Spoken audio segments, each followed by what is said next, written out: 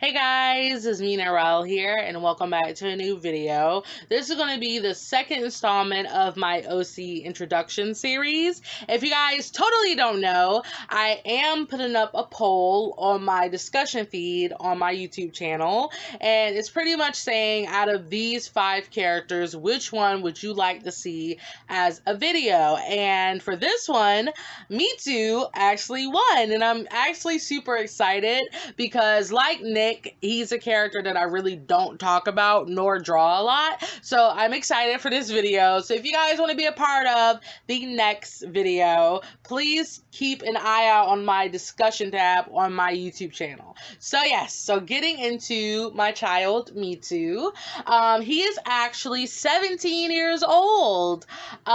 His nationality, oh my gosh, his nationality is Korean and Japanese. He's half and half.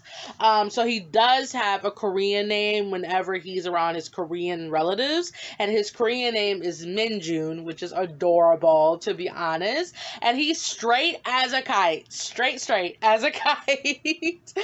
Okay, so getting into some fun facts about him. He is actually a avid gamer. He loves video games. His favorite video game series of all time is Legend of Zelda. All of his clothes are pretty much Legend of Zelda, and I'm just like, really, me too.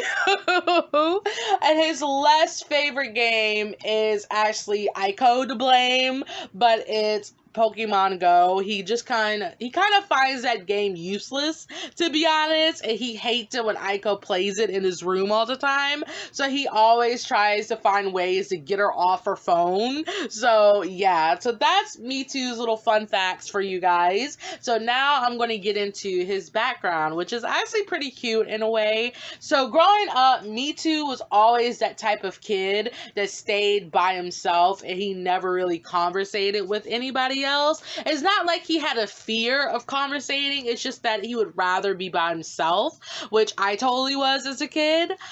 So later on, Mitsu actually meets Akise, and Akise and him become best friends when they were younger.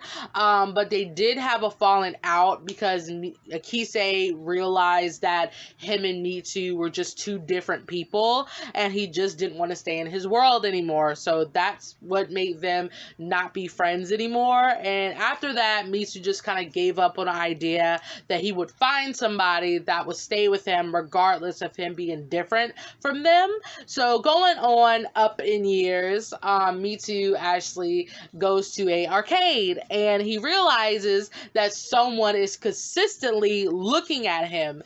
And come to find out, it is Aiko. She does approach him at a arcade and he beats a game that she actually was trying to beat for like months, and he eventually teaches her how to beat it. And over the time of him meeting her and seeing her, he just became, connected with her. And over that time of spending more time with her, he actually becomes in love with Aiko, but he doesn't say how he feels because when you're a little child, you're just like, I need to keep my crush to myself and not let my crush know how I feel. That's how he was with Aiko. So one day, him and Aiko wanted to hang out at his place, so Aiko agreed to come to his house rather than him going to her house. So since they didn't really live that far, she was taking a little bit longer to his liking, so he went outside to go see what was taking her so long. So he eventually finds her being beat up by a group of girls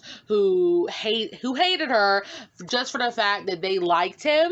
So he does save her, and from that day forward, he vows that he will protect her at all times and no one would be allowed to hurt her ever again. So yes, that's how cute he is with Aiko. So they grow up together, and once middle school hits, the middle school ball is approaching the corner, and Aiko vents to him of how she fell in love with Akise, and she just thinks he's the most handsome guy in the school. And Mitsu, knowing his facts about Akise, is like, hey, don't go for him. He's not a good guy. guy, and Aiko pretty much calls him a meanie for not supporting her when she wants to go for stuff, and he never was a good friend to her. The typical like argument you would have with a friend, and they end up not talking for a while. So Mitsu's like, man, maybe I was a little bit wrong to say, you know, don't go for a guy that she actually liked, but I know how he is, and I was just trying to look out for her. So he takes it upon himself to beg. He didn't beg Akise, but he pretty much was like, yo, please take this really cute girl out as your prom date, because she really likes you, and as much as I don't want to see you right now, it will mean the world to me. So Akise is like, yeah, if she's cute, I'll take her, but you can't be there. So the night of the prom happens, and Mitsu is like, I know I don't feel safe with her going alone. So he ends up going to find Aiko, and once he gets to the school, he arrives at the scene where Aiko gets pretty much called ugly in front of the whole class by Akise, and she runs off crying, and Mitsu ends up going to Akise's face, punching him, and is like, oh my gosh, you're such a jerk, what did you do? And he was just like, I knew I shouldn't have trusted you. So he tries to run to get Aiko, but when he finally gets to her, that's when he sees that she met Nick, and he's like, man, I lost my first love. All over, my mistake. I knew I should have protected her more, and I failed her. So let's just say he grows up to be more introverted, and he does meet Aiko again in his high school life, but he just has to adjust to her new change, and that's just how he has to live with, because he didn't protect her, and now he has to find a way to re-protect her all over again. So that's Mitsu's background and his story, and I can't really say anything more, because when I actually develop his and Aiko's story, you'll get the new information and how they kind of cohabitate and all that good stuff. So that's pretty much Mitsu.